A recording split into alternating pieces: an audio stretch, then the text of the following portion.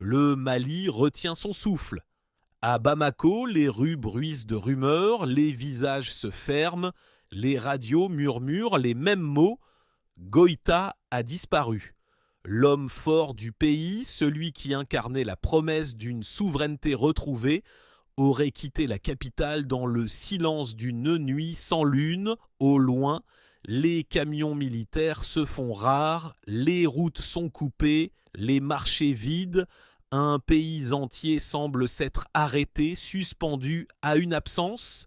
Dans le nord, les dunes recouvrent les traces des convois humanitaires. Les djihadistes du Jamaat Nosrat al-Islam wal-Muslimin règnent sur les routes, imposant leurs lois là où l'État s'est effondré. Chaque checkpoint est une frontière morale, obéir, fuir ou mourir. Les familles se réfugient dans les ruines des villages, priant pour un secours qui ne vient plus.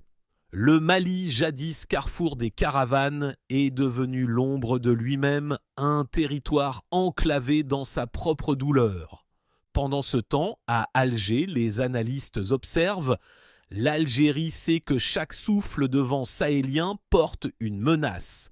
Le désordre malien n'est pas un problème lointain, c'est un feu qui peut franchir les frontières. Au Conseil de sécurité, les diplomates parlent de médiation, mais derrière les mots, les équilibres se recomposent. Moscou, Paris, Abu Dhabi, Rabat, chacun avance ses pions. Le Sahel n'est plus une ligne sur la carte, c'est un échiquier brûlant. Et dans ce jeu où chaque coup coûte une vie, l'Algérie s'avance prudemment, consciente qu'un seul faux pas pourrait transformer la région en gouffre. Le désert n'a jamais connu de frontières. Ce sont les hommes qui les ont tracées, à la règle, à la baïonnette, à la peur. Mais aujourd'hui, ces lignes se fissurent. Du nord malien jusqu'à Tamanrasset, la frontière n'est plus qu'une illusion, un souffle chaud entre deux États épuisés. D'un côté, le Mali s'effondre sous le poids de ses divisions internes. De l'autre, l'Algérie observe, lucide, comme une sentinelle sur le toit de l'Afrique. Les diplomates parlent de stabilité régionale, mais dans le silence du désert, ce mot sonne creux.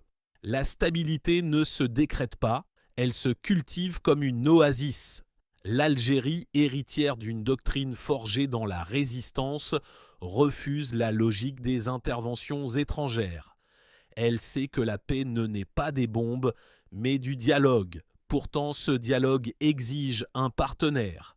Et Bamako, affaibli, fragmenté, n'a plus de voix claire. Goïta, autrefois symbole d'une renaissance militaire, s'est retrouvé prisonnier de ses alliances. Entre les promesses russes, les pressions arabes et la méfiance occidentale, il a perdu l'équilibre fragile qu'exige le pouvoir au Sahel. Ce n'est plus un homme d'État, c'est un funambule sur un fil barbelé. À Alger, la mémoire des accords de 2015 refait surface comme un écho d'un temps plus lucide. On y croit encore à la diplomatie du respect, à la paix des peuples, à cette idée simple mais rare qu'un État africain puisse se relever par la parole plutôt que par les armes. L'Algérie se prépare, non pas à dominer, mais à apaiser, car dans ce silence des frontières, une vérité s'impose. Ce qui brûle au Mali finira par éclairer ou consumer tout le continent. Dans les cercles militaires de Bamako, un malaise s'installe. Plusieurs sources concordantes évoquent une fracture profonde au sein de la junte. D'un côté, les officiers pro-russes, convaincus que seule la puissance de Wagner, rebaptisé Corps africains, peut sauver le régime. De l'autre, une faction discrète, nostalgique de l'accord d'Alger, plaide pour un retour au dialogue et la réintégration de l'Algérie comme médiatrice. Entre les deux, Assimi Goïta joue la montre. Mais le temps, au Mali, s'écoule plus vite qu'ailleurs. Les rapports internes de l'armée parlent de désertion, de mutinerie locale, de chaînes de commandement brisées. Des colonels refusent d'exécuter les ordres venus de Koulouba, préférant s'allier avec des milices communautaires. La ligne de front s'effrite, les convois humanitaires sont interceptés, les bases avancées abandonnées. Les cartes d'état-major deviennent obsolètes d'une semaine à l'autre. À Alger, ces signaux sont analysés avec minutie.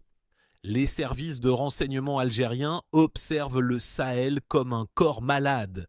Ils identifient les zones nécrosées, les foyers infectieux, les réseaux d'influence qui gangrènent l'État malien. Les diplomates parlent peu, mais la machine tourne. L'initiative Algérie pour la paix serait déjà en phase de test. Une médiation progressive en 3 étapes, cessez-le-feu, retrait étranger, dialogue national. Pendant ce temps, à Tombouctou et Gao, la population paie le prix fort. Plus d'1,5 million de déplacés selon l'ONU, des hôpitaux débordés, des villages entiers rayés des cartes. Dans les zones grises, les enfants apprennent plus vite à reconnaître le son des drones que celui des oiseaux. Le Mali n'est plus un pays, c'est un champ d'équations impossible où la survie dépend du hasard et des alliances. Et dans ce chaos, une phrase revient dans les discussions d'officiers et de diplomates. Seul Alger peut encore parler à tous. Le 6 novembre dernier, une délégation discrète atterrit à l'aéroport Ouari Boumedienne. À son bord, plusieurs conseillers politiques venus de Bamako. Officiellement, il s'agissait d'une visite de courtoisie. En réalité, c'était le premier contact direct depuis plus de 2 ans entre la junte malienne et la diplomatie algérienne. L'entretien aurait duré 6 heures sous haute confidentialité. À sa sortie, aucun communiqué, aucun sourire, seulement une certitude, Alger est de retour. Dans les bureaux feutrés du ministère des Affaires étrangères, on prépare un plan d'action calibré. Le document, selon nos informations, repose sur 3 piliers. Neutralité totale, initiative africaine, exclusion des puissances extérieures. L'Algérie entend démontrer qu'elle n'est pas un acteur secondaire dans le Sahel, mais une puissance d'équilibre.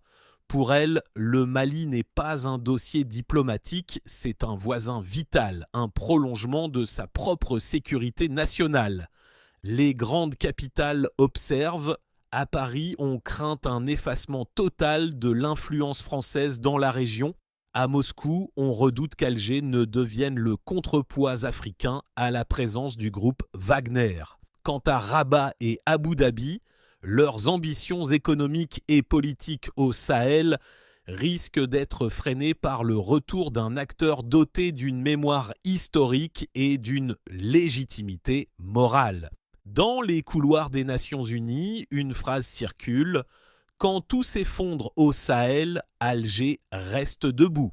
Cette perception n'est pas anodine. Elle traduit une reconfiguration silencieuse du pouvoir africain où l'influence ne se mesure plus en base militaire mais en crédibilité diplomatique.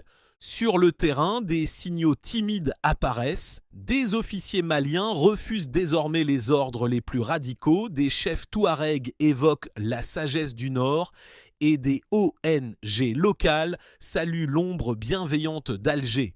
Le désert, lui, reste silencieux, mais ce silence, pour la première fois depuis longtemps, n'est plus synonyme de désespoir. Le Sahel brûle sans flamme.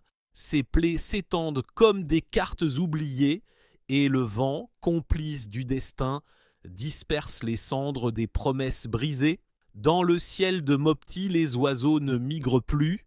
Ils tournent désorientés au-dessus d'un pays sans repère. Les rivières s'amincissent, les routes se déchirent et le sable recouvre les pierres où jadis les caravanes gravaient le nom des royaumes. Dans les campements de fortune, des femmes bercent des enfants nés sous des tentes, loin de leur terre. Leurs chants parlent d'un Mali qui n'existe plus qu'en souvenir, mais même dans la misère, la dignité reste droite comme une lance plantée dans le sol. Chaque visage est inversé, chaque regard un serment silencieux. Pendant que les puissances se disputent des sphères d'influence, l'Afrique profonde compte ses morts et rêve d'un jour où ses frontières ne seront plus des cicatrices. Le désert se souvient, il a vu passer les empires et les colons, les armées et les marchands, les prophètes et les parjures.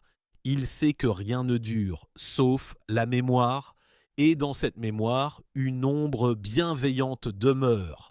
Celle d'Alger, observatrice des tempêtes, refusant de céder à la brutalité. L'Algérie ne crie pas, elle écoute, mesure, avance lentement avec cette certitude des peuples qui ont déjà survécu à l'inimaginable. Le Sahel, lui, attend, entre les braises, un souffle nouveau pourrait renaître. S'il trouve un cœur assez fort pour croire encore, dans le tumulte des nations, il reste une chose que les armes ne peuvent pas réduire au silence. La parole, celle qui relie les peuples, qui répare les serments, qui rend à l'histoire son humanité. Les négociations à venir ne se joueront pas dans les palais dorés, mais dans les villages où les ancêtres reposent. Là où chaque grain de sable témoigne d'une vérité ancienne, aucune paix ne vient de l'extérieur. Elle doit germer de la terre même qui a connu la guerre. Le Mali, affaibli, vacillant, n'est pas perdu. Il est en gestation. Dans chaque officier fatigué, dans chaque imam qui prêche la réconciliation, dans chaque jeune qui refuse de prendre les armes, il y a déjà le germe du renouveau. Le rôle de l'Algérie n'est pas de guider, mais de rappeler. L'Afrique a toujours su renaître d'elle-même. Dans les chancelleries du monde, on parle de stratégie, de coalition, de transition, mais ici, au cœur du Sahel, la seule stratégie qui compte s'appelle confiance. La seule coalition, solidarité. La seule transition, dignité. Un jour, quand les armes se tairont et que le vent du Nord caressera de nouveau les pierres de Tombouctou, peut-être entendra-t-on cette phrase résonner: l'Afrique n'a pas été sauvée, elle s'est souvenue d'elle-même. Et ce jour-là, le Sahel ne sera plus une frontière de feu, mais un pont de lumière entre les peuples.